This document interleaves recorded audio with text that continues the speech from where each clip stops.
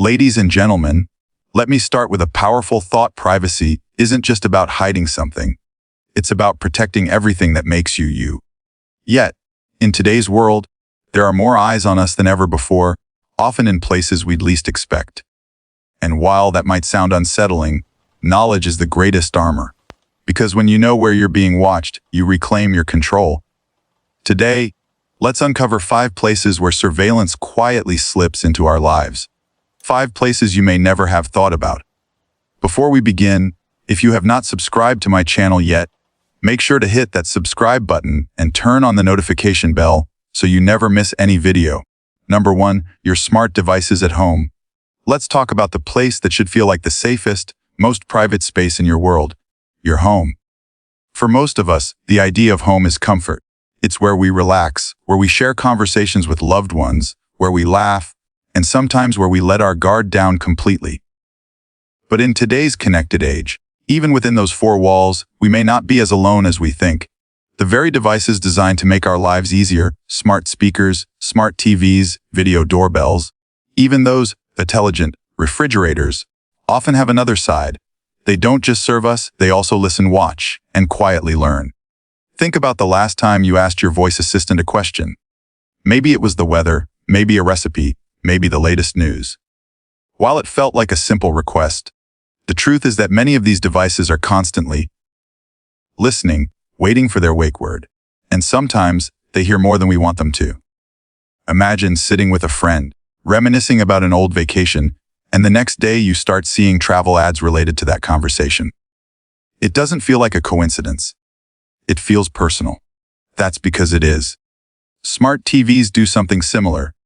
You turn them on to watch your favorite show, but some are quietly tracking what you watch, how long you watch, and even how you interact with the remote. That information is then used to shape the ads you see or the suggestions they give you. Your living room, once a place of total privacy, becomes a space where invisible eyes and ears are gathering data about your habits. And while this might sound unnerving, it's important to remember that awareness gives you the power to take back control. The empowering truth is that these devices come with settings that many people don't realize they can adjust. Microphones can be muted, permissions can be limited, data sharing can often be turned off. Yes, it may take a little time to dive into the menus and toggle a few switches, but those small actions can create a big difference in protecting your privacy. It's the difference between your home being a sanctuary for you or a source of information for companies you've never met. We must also remember that these devices aren't villains. They can genuinely improve our lives. A voice assistant can remind us to take our medication, a smart doorbell can make us feel safer, and a connected thermostat can help lower our bills. But like any tool, it's about how we use them. If we allow them to run without limits, they'll collect everything they can. If we take charge, they become helpful assistants rather than silent observers. So, the next time you bring a smart device into your home, don't just plug it in and move on. Think of it as a guest. Set boundaries.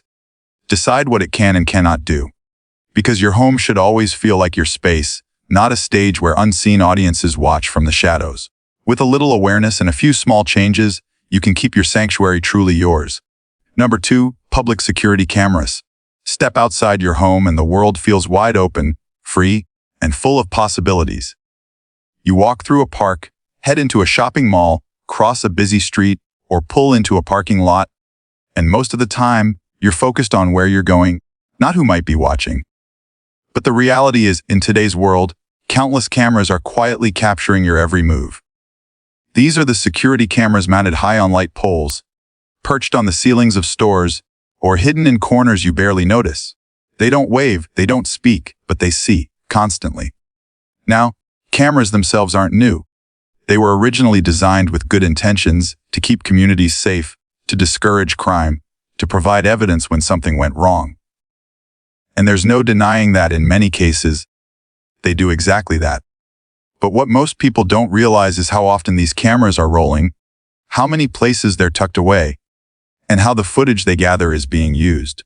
It's not just about recording an incident anymore. In many places, those cameras feed into systems that analyze patterns, where crowds gather, how traffic flows, even how individuals behave in public spaces. Imagine walking through a shopping center. You stop at a display, linger in front of a store window, or sit down to rest on a bench. To you, it's an ordinary moment. To the system, it's data. How long you stayed, where you moved next, how many times you came back to that area. It can all be noted, stored, and sometimes even linked to other pieces of information about you. What feels like a private errand suddenly becomes part of a much bigger picture. And yet, here's the important part. Being seen doesn't have to mean feeling powerless. Cameras can't capture your spirit, your intentions, or the confidence you carry when you know who you are. They can only capture your image. And when you recognize their presence, you begin to walk differently, not in fear, but with awareness. You become mindful of your surroundings, you notice the lenses, and you choose to live deliberately instead of unconsciously. That shift alone is empowering. Of course, you can't control every camera in the world, but you can control your perspective. You can choose to see them not just as watchers, but as reminders. Reminders to be intentional with your actions. Reminders that your time in public spaces is valuable. Reminders that even when others are observing, you are still the author of your story. There is great strength in that mindset. So the next time you step into a store, stroll down a street, or pause in a parking lot, remember this: yes, cameras may be watching, but you are not just a face in the crowd. You are a person with dignity, with presence, and with choices. And no lens, no matter how hidden, can take that away from you. Awareness doesn't shrink your freedom, it strengthens it. It allows you to move through the world not as someone being passively observed, but as someone living boldly, fully, and on their own terms. Number 3, your smartphone location tracking. Think about the device that rarely leaves your side, your smartphone. For many of us, it's the first thing we check in the morning and the last thing we put down at night. It holds our contacts, our photos, our messages, and even our memories. But what most people don't realize is that it also holds something else, a map of your every move. Each time you carry it, your phone is quietly noting where you go, how long you stay, and how often you return. It's like having a silent shadow that never misses a step. On the surface, location tracking sounds harmless, even helpful. It gives you accurate directions, helps you find the nearest restaurant, and lets you hail a ride at the tap of a button. If you misplace your phone, that same tracking feature can help you locate it in seconds. But beneath those conveniences lies a deeper story. Every time you grant an app permission to access your location, you're giving away a small piece of your daily routine. One app may track how often you go to the grocery store, another may note your gym visits, and another might record the times you stop at your favorite cafe. Alone, each detail might not mean much. Together, they paint a vivid portrait of your life. Picture this: you leave home in the morning, stop by a pharmacy, head to a park, and later meet a friend at a restaurant. To you, it's just an ordinary day. To a system analyzing your location data, it's a timeline of your habits, where you shop, what you value, and even who you might spend time with. Advertisers use this to send you targeted promotions, while companies build entire profiles around your preferences. It feels invisible, but the impact is very real. The empowering part is that you're not helpless in this process. Modern smartphones give you tools to take back control. You can choose to allow location access only while using an app, instead of all the time. You can turn off background tracking entirely. You can even periodically clear your location history. These small steps act like closing the blinds on a window. You decide who gets to peek inside and when. It's also worth remembering that not every convenience is worth the cost of constant tracking.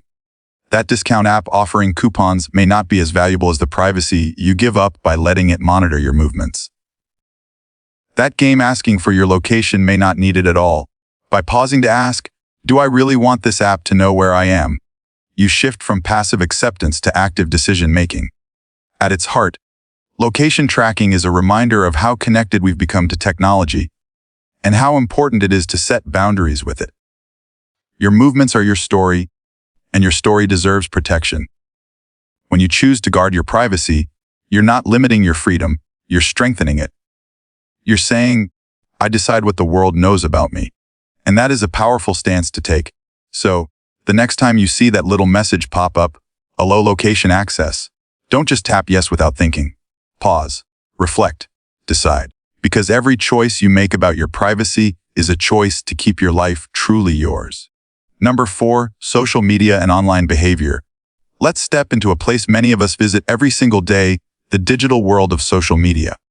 It's where we connect with family, share photos of special moments, watch videos that make us laugh, and even discover new ideas. At first glance, it feels like a space built entirely for us, a place where we're in control. But behind the friendly interfaces and colorful posts, there's another reality, one where every click, every like, every pause is quietly being watched and recorded. Think about the last time you scrolled through your feed. Maybe you liked a picture of your grandchild, stopped to watch a cooking video, or read an article about a health tip. In those simple actions, you didn't just interact. You revealed something about yourself. Social media platforms are designed to notice these tiny signals. They watch not only what you click, but also how long you linger on a post, what makes you smile, and even what you scroll past quickly. Piece by piece, these platforms build a detailed picture of who you are, what you enjoy, and what might grab your attention next. Now, on the surface, this can feel convenient. Your feed fills with the kind of content you like, ads seem strangely relevant, and you discover communities that align with your interests. But the other side of that coin is less obvious. Your behavior becomes data, and that data shapes the way companies, advertisers, and even strangers view you. Instead of being an individual with depth and complexity, you risk becoming a set of numbers on a screen, profile designed to be influenced. Here's an example. Imagine you pause on a video about gardening. The next day, you see an ad for soil, then a suggestion to join a gardening group, then even more ads for tools and seeds. It feels like the platform is reading your mind, but in truth, it's reading your behavior. And over time, this constant observation doesn't just predict your interests. It can nudge you in new directions, guiding your choices without you even realizing it. But here's the empowering truth. You are not powerless in this space. Social media doesn't own you. You own your presence there. You can adjust your privacy settings, limit the information you share, and be mindful of what you post or engage with. You can also take breaks, remembering that your value exists beyond the screen. By being intentional, you transform social media from a system that manipulates your behavior into a tool that serves your goals. And perhaps most importantly, you can remind yourself that you are more than your online behavior. You are not just the posts you like or the groups you join. You are a whole person with stories, experiences, and wisdom that no algorithm can fully capture. Recognizing this truth allows you to engage with social media without being consumed by it. So the next time you scroll, pause for just a moment and ask yourself, am I leading this interaction, or is it leading me? That small reflection is the key to taking back control. Because when you use social media with awareness and intention, it stops being a place where you're constantly watched and becomes a stage where you choose how to shine. Number 5, everyday transactions. Let's turn our attention to something so routine, so ordinary, that we often don't even think about it, our everyday transactions.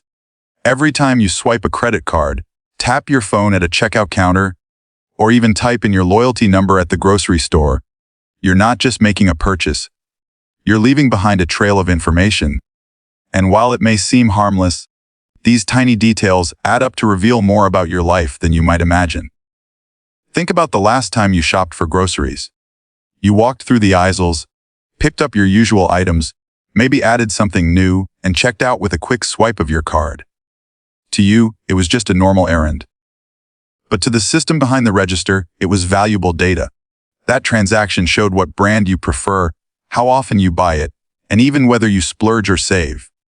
When connected with your loyalty card, it also tied those choices directly to you. Over time, patterns emerge. What days you shop, what times you visit, even how your habits change from season to season. This doesn't stop at grocery stores. Gas stations, pharmacies, clothing retailers, online shops, each one collects and stores information about what you buy. And the data doesn't just sit there, it's shared, sold, and analyzed. Companies use it to target you with ads, adjust pricing, and even predict what you'll want before you realize it yourself. That special coupon you get in the mail isn't random. It's the result of careful tracking of your past purchases. Now, there's nothing inherently wrong with businesses wanting to understand their customers. It helps them stock shelves, offer discounts, and create services that seem more personalized. But the real question is, at what cost? Are we comfortable trading away our privacy for a few cents off or a convenient shopping experience? Are we okay with being reduced to a collection of buying habits rather than being seen as complete individuals? Here's the uplifting part: you get to decide. You can still enjoy the benefits of modern transactions while setting limits on how much of yourself you give away. You might choose to pay with cash occasionally, decline to sign up for every rewards program, or be selective about which apps you connect to your bank account. These small acts of mindfulness can dramatically reduce the amount of personal data being shared. And let's not forget, money is power, but so is choice. Every purchase is not just an exchange of dollars for goods, it's also an opportunity to assert your control.